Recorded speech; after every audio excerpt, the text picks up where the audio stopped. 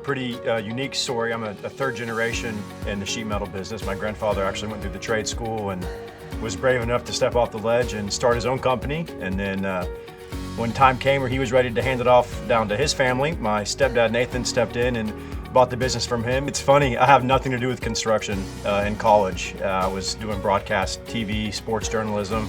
I was loving that too. I played a ton of sports growing up.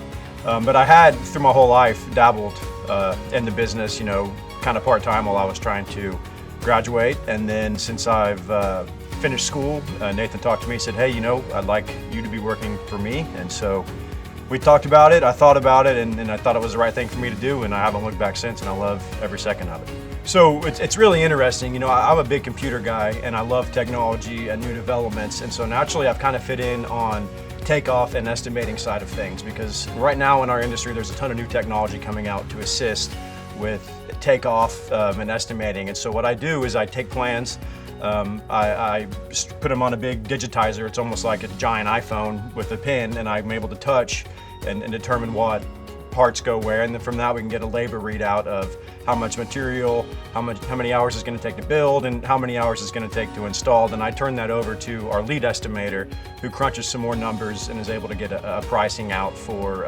jobs that we're trying to go after or bid. One day I will have to entail some lead estimating, but I think eventually down the line it's going to be more of an executive or management position where I'm kind of overseeing a little bit of everything. There's an apprenticeship program that you can get into, and whether you do it that way and want to be in a field and project manage or install some ductwork, or if you want to have a career in an office, that's a very good opportunity for you as well.